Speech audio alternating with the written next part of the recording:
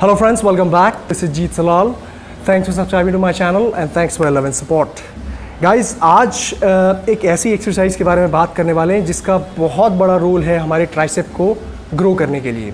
और इस एक्सरसाइज के बारे में मैंने पहले भी कई बार बात करी है, लेकिन बहुत ही ब्रीफ में, यानी कि बहुत ही संक्षिप्त में बात करी है। आज हम बात करेंगे विस्तार में, डिटेल में बात करेंगे कि क्या इसकी मिस्टेक्स होती हैं, क्या इसका setup, posture, everything related to this exercise. और वो एक्सरसाइज का नाम है गाइस स्कल क्रशर।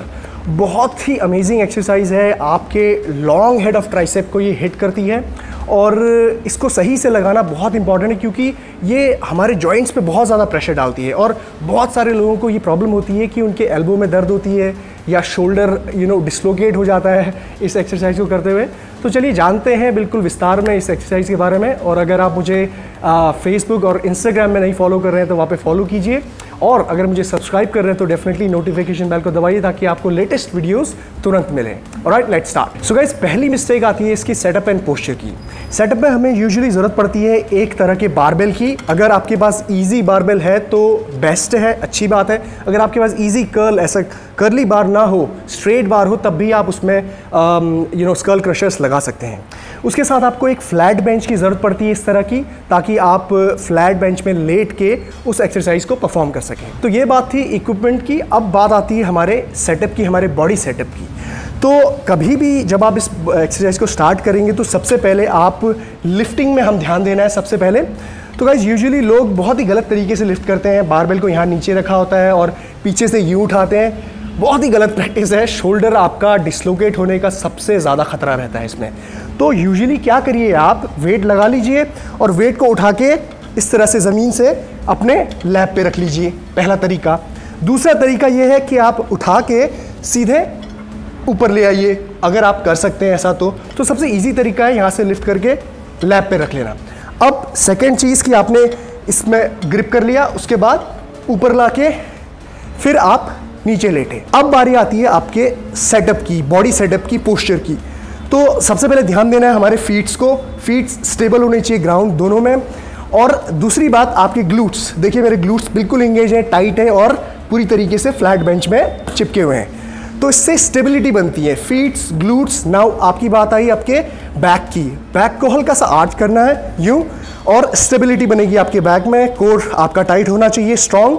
अब बारी आई आपके चेस्ट की। तो चेस्ट आपको स्लाइटली अप करना है, ठीक है, और शोल्डर ब्लेड्स को रिट्रैक्ट करना है। ये हो गया आपका पोस्चर एक्सरसाइज स्टार्ट करने से पहले। दूसरी मिस्टेक आती है गाइज इसमें ग्रिपिंग और स्टार्टिंग पॉइंट की, कि कहाँ से आपका जो मूवमेंट है वो स्टार्ट होगा। तो ध्यान दीजिए, ग्रिपिंग देखिए मैं कौन सी कर रहा हूँ। जो आपका क्लोज वाला बेंड है, सबसे नज़दीक वाला बेंड, वहाँ पे आप ग्रिप करेंगे इस तरह से। और इसकी ग्रिपिंग आपकी थंब इन ग्रिप होगी, यानी कि फॉल्स ग्रिप आपको नहीं लेनी है, ये नहीं लेनी है। आपको थंब से रैप करना है इस तरह से, ठीक है। एक स्टेबल ग्रिप होगी आपकी, और डिस्टेंस ग्रिप के बीच में इतनी होगी। ज़्यादा डिस्टेंस लेके क्या होता है कि एल्बो थोड़ा फ्लेयर हो जाते हैं, जिससे क्या प्रॉब्लम होती है मैं आगे भी बताऊंगा। अब देखिए बारी आती है आपके स्टार्टिंग पॉइंट की, कि कहाँ से आपकी एक्सरसाइज शुरू होगी। अब कुछ लोग शुरू करते हैं यहाँ से स्ट्रेट यूँ, कुछ लोग करते हैं यहाँ से और नीचे तक लेके जाते हैं। तो क्या है सही तरीका, कहाँ से स्टार्ट करेंगे आप?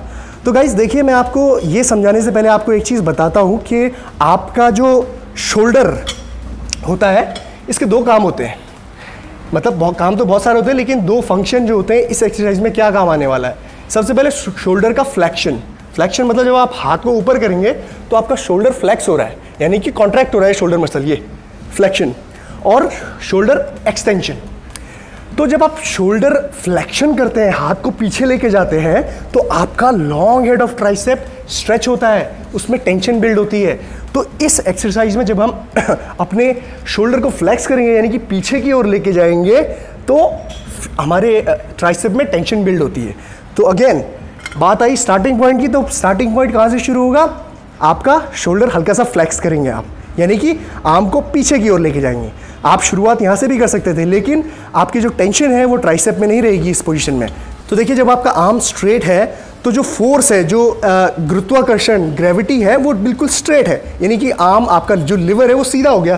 तो टेंशन आपके ट्राइसेप में बिल्कुल नहीं पड़ रही है, सीधे जॉइंट पे आ रही है, लेकिन ट्राइसेप काम नहीं कर रहा है। अगर आप थोड़ा सा हाथ पीछे कर दें यूं, इस एंगल में, तो देखिए कांस्टेंट टेंशन मेंटेन हो गई आपके ट्राइसेप में, लॉन्ग हेड ट्राइसेप में। क्यों?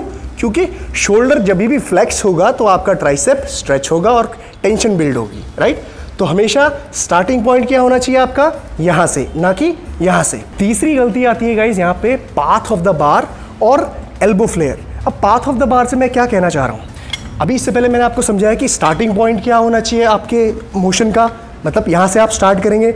अब देखिए कुछ लोग यहाँ से स्टार्ट करते हैं और ख़त्म यहाँ पे करते हैं माथे में, ठीक है, ये बहुत गलत है।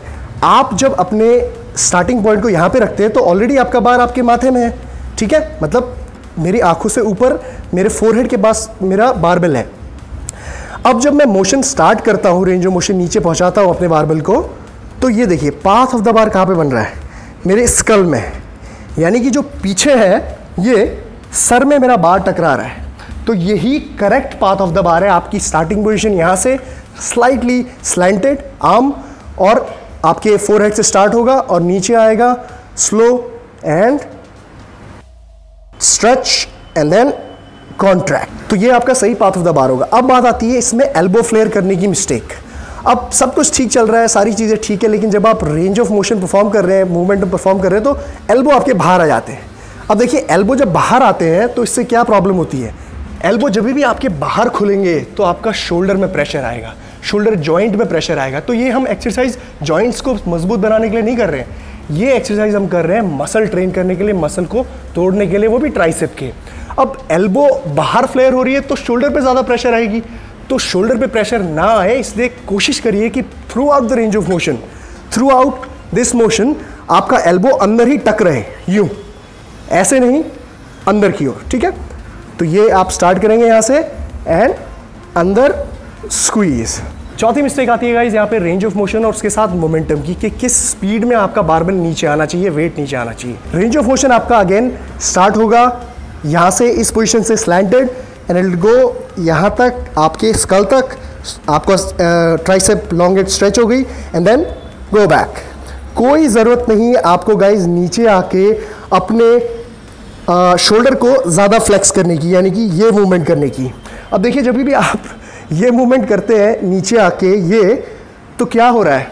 आपका ट्राइसेप इन्वॉल्वमेंट तो है, लेकिन साथ ही साथ आपका लैट एंगेजमेंट भी हो रहा है। लैट को हम क्यों इन्वॉल्व करेंगे स्कल क्रशर में? तो लैट एंगेजमेंट के लिए अगर हम ये एक्सरसाइज करने लग गए ऐसे यूं, तो फिर ये तो पुलोवर हो गई, राइट। तो पुलोवर नहीं करना, हमें स्कल क्रशर्स करने।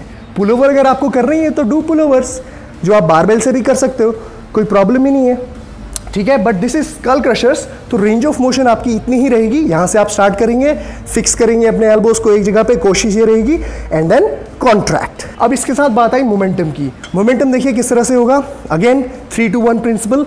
स्टार्ट करेंगे यहाँ से 3-2-1 टच स्क्वीज, 3-2-1 टच स्क्वीज।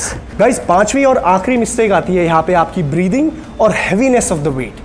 सबसे पहले बात करते हैं ब्रीदिंग की। तो देखिए ब्रीदिंग किस तरह से रहेगी, वेट आप नीचे लेके गए तो आप इनहेल करेंगे, यानी कि सांस अंदर लेंगे, ओके, वेट ऊपर यानी कि सांस बाहर, कॉन्ट्रैक्ट। अब बात आती है गाइस इसमें हैवीनेस की, कि कितना हैवी आप जा सकते हैं इस वेट में, इस एक्सरसाइज में। तो गाइस मैं आपको सिंपली बताऊं कि ये जो एक्सरसाइज है ये आपकी कोई स्ट्रेंथ डेवलप करने के लिए नहीं होती है, जिसमें आप अपना 1 रैप मैक्स या 3 रैप मैक्स टेस्ट करें। स्ट्रेंथ बिल्ड करने के लिए ये एक्सरसाइज नहीं है। इस एक्सरसाइज में आप हाइपरट्रोफी रेंज ही रखें जो आपके मसल को टारगेट करे।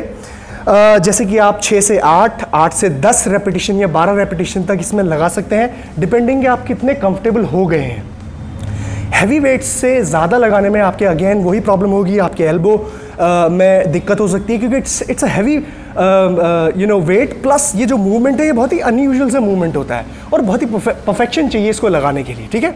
तो रिस्ट और एल्बो की सेफ्टी के लिए, साथ ही साथ आपके शोल्डर जॉइंट की सेफ्टी के लिए एक ऐसा ही वेट चूज़ करें जिसमें आप बहुत कंफर्टेबल हो, सही रेंज ऑफ मोशन, सही टेक्निक से लगाने के लिए। ऑलराइट, सो गाइज ये थी मेरी सारी इन्फॉर्मेशन स्कल क्रशर्स को लेके। और अगर आप लोगों को कोई और ऐसी एक्सरसाइजेस देखनी है जिसके बारे में मैं बनाना भूल गया हूँ मिस्टेक्स, तो डेफिनेटली मुझे बताइए कमेंट सेक्शन में। और अगर आप मुझे इंस्टाग्राम में फॉलो नहीं कर रहे हैं तो आप फॉलो कीजिए, जल्दी ही बहुत ही इंपॉर्टेंट इन्फॉर्मेशन आने वाली है। शायद मैं जल्दी आप लोगों से मिलूँगा थ्रू मीटअप और एन इवेंट। तो मेक श्योर आप मुझे फॉलो करते रहिए and take care guys. Jeet Salal signing of.